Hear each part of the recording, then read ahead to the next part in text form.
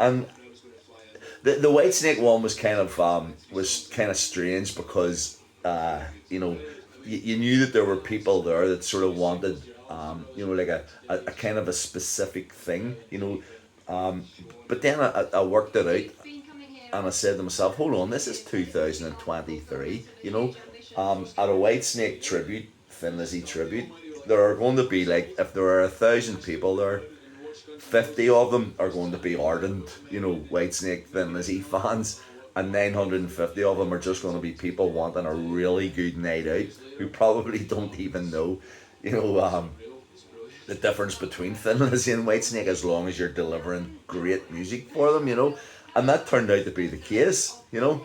And likewise in Germany, that was a very first time. A wee bit nerve wracking because I always looked on my hair, as a kind of a kind of a defense mechanism. Like I was part of the sort of heavy metal regime.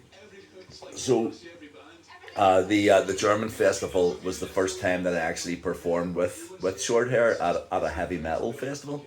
No one cared. You know what I mean? No one cared whatsoever. If I had a sang badly, they would have cared, but they didn't care about my appearance. And it was a brilliant, absolutely brilliant festival. And it's strange, that I came out of that and went, right, that's it. This is the way that it's going to be. But then when I did the White Snake one, it was kind of like a wee bit more traditional. So I thought maybe, but then today I just went, right, this is it. What you planned to do last year, you've slipped up a wee bit because you did that kind of, trying to, which means that you're not completely letting go of the past. And I said that to Tanya today. I said, do I have to do that? And she said, no, you don't have to, let go of the past. You can take all the good things about the past, embrace them, and make them part of your present, but also at the same time plan, for a different future. And I went, holy fuck. I never really thought about that. But at the same time, that's kind of what Robbie was saying to me last night. It's like, we got to do something different here.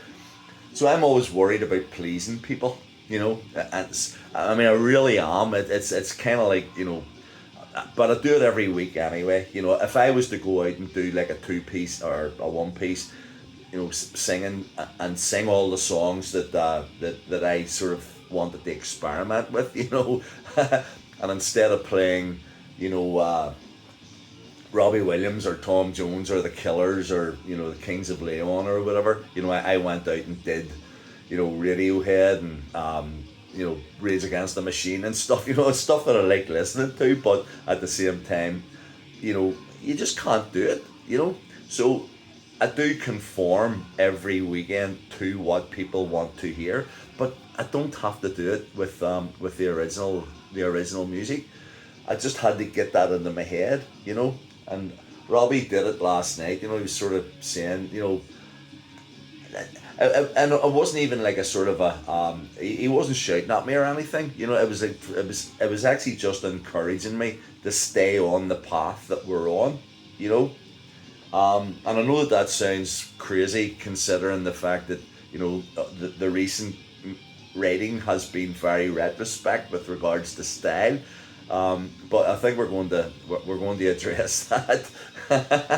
um, and I'm just so looking forward to getting out again with him, because we're clicking, and it's not just a matter of clicking as musicians. Like he's my friend. You know what I mean?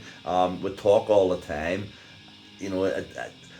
I don't think I've done that for like 25 years. In fact, probably I haven't done that since the last time that I was actually singing in a band with him, because he was always very forward, progressive sort of thing. But the difference between now and then is that back then there was like always like a little power struggle, sort of thing, which doesn't exist at the minute. And it's all very laid back. with regards to sort of who's in control. I don't look at myself as being in control of anything. As far as I'm concerned, this is the Monsters of Man's Robbie's band. So you can see, new appearance, new attitude, and it's simply because I know that if I was to dwell too much on the past, then that would piss him off, and it wouldn't work. So forward, forward, forward, and I want to sort of use that as a, because I mean obviously today's session with Tanya was about mental health and stuff, but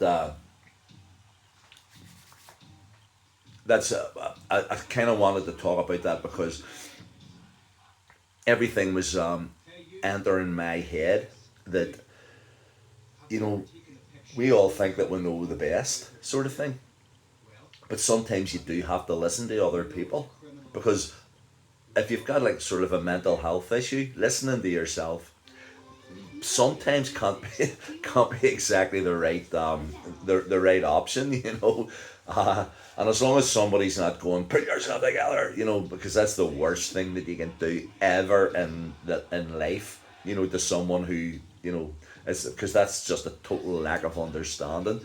But if somebody's being positive and productive with regards to how they think that because I mean whenever I went to Tanya like months ago I was a wreck and now here I am oh by the way just in case you think this was recorded months ago 5-1 tonight in the Carabao Cup. And sorry, Steph, and whoever my other West Ham supporting friends, but including Steve Harris, the bass player from Iron Maiden. Sorry, guys, but the Reds were on fire tonight.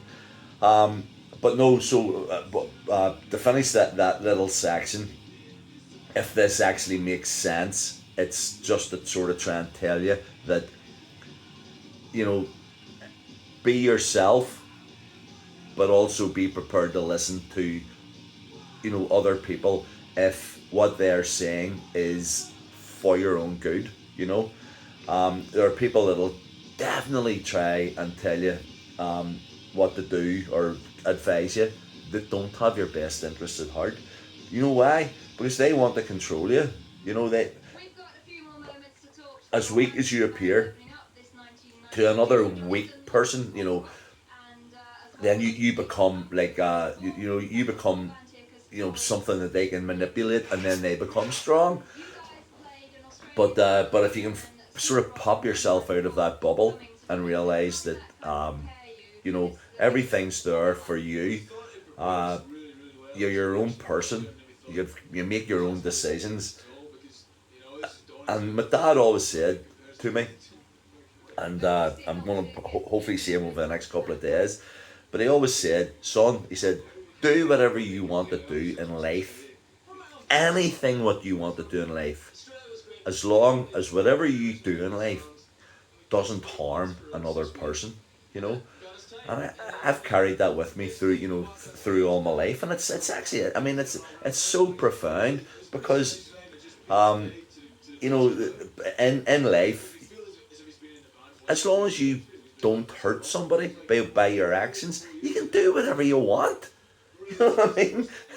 My wee ex Margaret, she, I mean, probably this week sometime. It's Baltic. She's down at the coast, getting into a swimming outfit, and jumping into the sea, for her sort of ability to feel free. And I mean it's freezing, but at the same time it works for her, and no one's going to turn around and say to her, you shouldn't do that. They might turn around and say you're not wise, but she can turn around and say, you know what, maybe I'm not, but I'm not harming you by doing it.